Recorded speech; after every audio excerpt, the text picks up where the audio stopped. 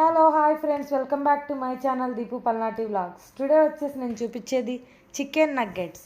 చికెన్కి సంబంధించి different type of recipes తినాలనుకునే వాళ్ళకి ఈవినింగ్ స్నాక్స్లా చాలా బాగుంటాయి. ఇవి చిన్నపిల్లలు కూడా ఇష్టంగానే తింటారు.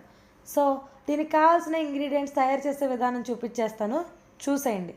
ఫస్ట్గా వచ్చేసి బ్రెడ్ని తీసుకోండి. బ్రెడ్కి ఉన్న బ్రౌన్ పార్ట్ని రిమూవ్ చేసి ఈ వైట్ పార్ట్ వరకు పౌడర్ చేసుకొని వీటిని పక్కన పెట్టుకొని ఉంచండి ఈ పౌడర్ని. నెక్స్ట్ మిక్సర్ జార్ తీసుకొని దానిలో ఒక బోన్లెస్ చికెన్ ఒక 1/2 కిలో వేసుకోండి. సన్నగా తరిగి ఉంచుకున్న ఉల్లిపాయ ముక్కలు, 6 to 7 వెల్లుల్లి రెబ్బలు, కొత్తిమీర తరుగు, సాల్ట్ 1 టేబుల్ స్పూన్,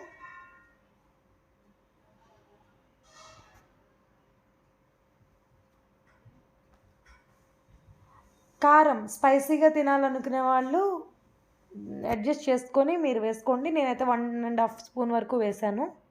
తక్కువ తినే వాళ్ళు అయితే 1 స్పూనే వేసుకోండి.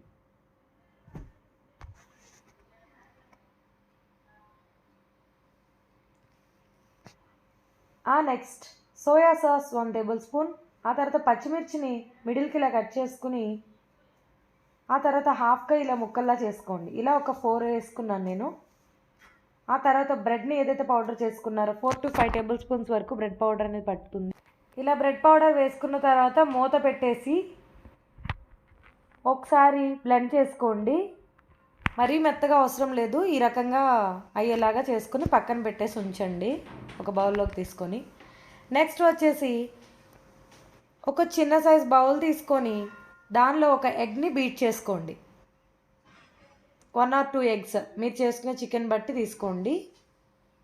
సో ఇలా స్మూత్గా దీన్ని చేసుకొని పక్కన పెట్టేసి ఉంచండి.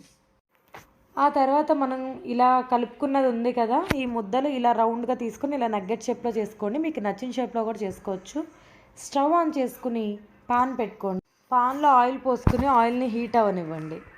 ఆ తర్వాత మనం చేసుకున్న ఏవైతే ఉన్నాయో మనం ఎగ్ని బీట్ చేసుకున్నాం కదా, దానిలో డిప్ చేసుకుని డబల్ రోల్ అనేది బ్రెడ్ని మనం పౌడర్ చేసి ఉంచుకున్నాం కదా, ఆ ఎగ్ దాంట్లో మనం డిప్ చేసుకున్న తర్వాత బ్రెడ్లో ఒక డబల్ కోటింగ్ వేసేలాగా బ్రెడ్ పౌడర్లో ఇలా డబల్ రోల్ చేయండి. ఇలా చేసుకున్న వాటిని హీట్ అయిన ఆయిల్లో ఒక్కొక్కటిగా వేసుకుని బాగా వేగేదాకా వేయించుకోండి. ఇలా బాగా వేగిపోయిన వాటిని ఈ కలర్లోకి చేంజ్ అయిన తర్వాత ఇలా వేడిగా ఉండడం కోసం హాట్ ప్యాక్లోకి వేసుకోండి.